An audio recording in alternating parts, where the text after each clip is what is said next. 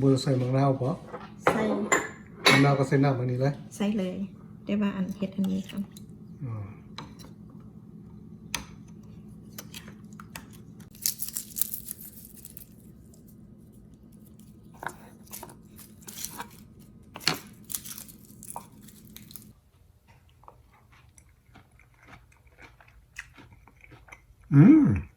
แซ่บอยู่ว้าว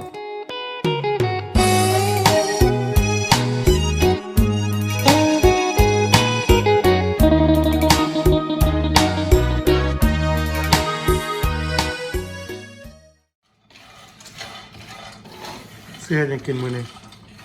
ต้องมาสิเฮ็ดยำสลัดเฮ็ดแบบลาวกำลังคั่วมะเขือดินให้มันหอม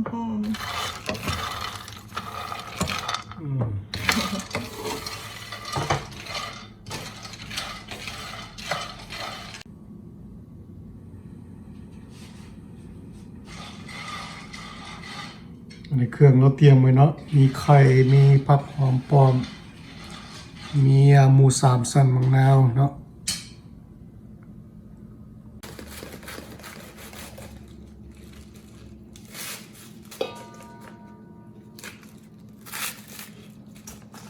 ผักสลัดเป็นอย่างไรผักสลัดอะไรเนี่ยผักสลัดเป็นห่วงอันนี้ได้นะพี่นักได้นะสำเร็จแล้วบนใหญ่ผัดเด้ผักสลัดห่วงนึงบุโฮเซยังกินมื้อนี้ฟ้ากระบดแต่เนาะ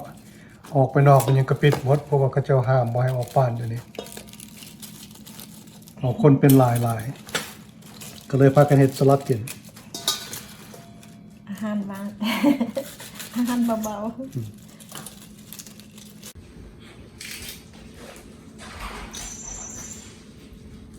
เขาจะเอาเครื่องมาส่งดิย่านเนี่ยสั่งตลาดไปตลาดกับบ่ได้ไปเนาะต้องได้สั่งเอาแบบสิอันนี้โฮฟู้ดมาจากตลาดโฮฟู้ดโอ้เนาะ What do you got there? What do you got there? Just a lot of sparkling water, some juice, and more sparkling water. I see.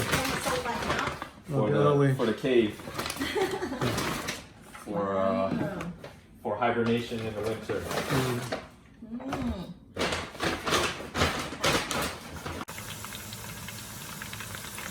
Fry fresh garlic. เจียวกระเทียมใส่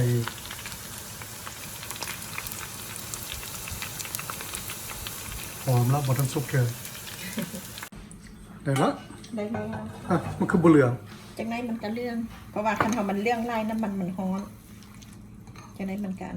จอดน้ำมันนี่ใส่น้ำพร้อมเลยแม่นแล้วเอาไข่ใส่เอาไข่ใส่เอาหมอนไข่ใส่ในนี้อันนี้เซตเป็นน้ำมันแม่นแล้ว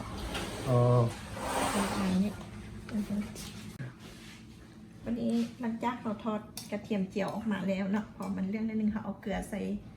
บวงหนึ่งบวงกาแฟเพราะว่าบยักบหมักใส่น้ำปลา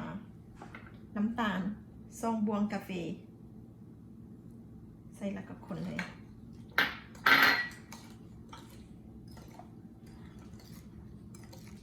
She's making a wet salad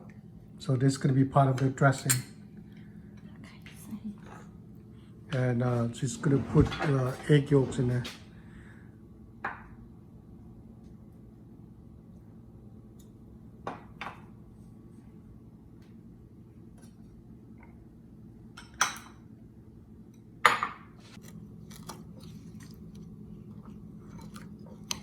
บัวใส่มะนาวปะ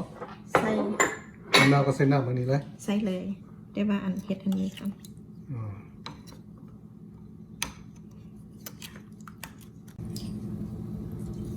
ใส่มะนาวหน่วยนึงแล้วแต่คนมักส้มก็ใส่อีกคันบ่มักส้มก็บ่ใส่หลายเอาซีมเบิ่งก่อนผู้ใดมักแป้งนัวก็ใส่เด้ออันนี้บ่ได้ใส่แป้งนัวใส่เลยปานนี้นะโอ้อันนั้นสลัดใส่สัก ส่หมดเลยเนาะใส่หมดเลย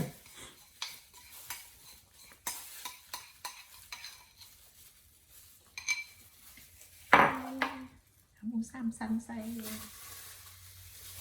วันนี้ก็ใส่หมดเลยผักหอมบ่ใส่ใส่บดเดียวบ่ใส่น้ำกันหมดเลยหรือคนบดเดียวเพราะอันนี้มันเข้าอันนี้ก่อนเสื้อขึ้นกันโอเคอันนี้ใส่เลยอันนี้มันเดี๋ยวพร้อมใส่เลยเด้อก็ได้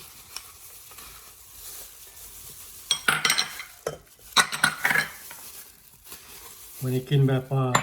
เพื่อสุขภาพเลยวันนี้โอ้โหสิกินยังละใส่หมดแล้วแม่มาเนี่ยเดี๋ยวเข้ามาถ้าว่าอันนั้นไม่เขาเอาไปน้ำสลัดทำบนไม้ที่นอกบนไม้ครับพอดีโอ้ยยาบนไม้เลย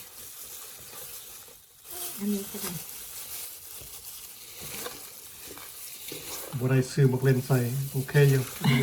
นี่ก็ใส่บนนี้ออกไปใส่ละมันนี้ไปได้ออกไปแล้วเมื่อกี้เขาสั่งก็ลืมเนาะลืมสั่ง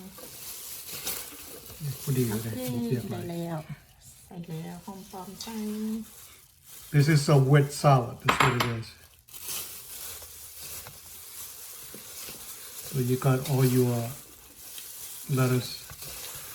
cilantro, green onions, carrots, and normally we would add a tomato too. And of course you got peanut for crunchiness. So they come out perfect. Look at that. Oh, nice. ดีเนาะพอดีเลยซีมบ้างบ่ดีนะคนดีๆเอาใส่จานแล้วค่อยซีมหรือว่าซีมเลยใส่จานดีกินอะไรกันโอเคจบซ้ำ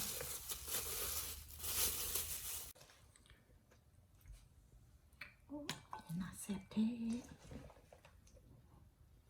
โอ้เลื่อมดีเนาะเลื่อมดีว้าวลายบุเต้ก็ค่อยบนลายตีลายอ่ะวันนี้ติดกันเลยเนาะ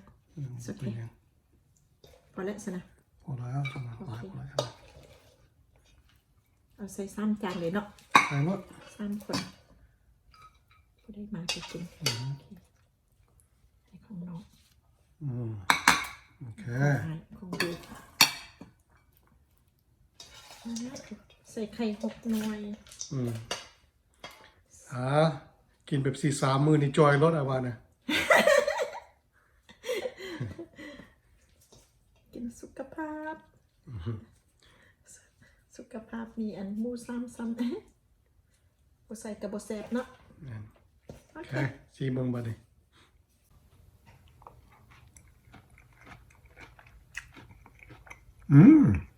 แซ่บอยู่อ้าว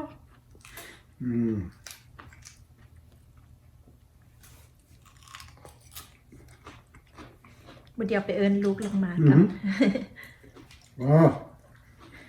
บ่เอาเข้าแล้วเนาะกินแบบนี้แหละกินแบบนี้แหละย่าก็ขอบใจหลายที่ท่านผู้ชมติดตามเนาะ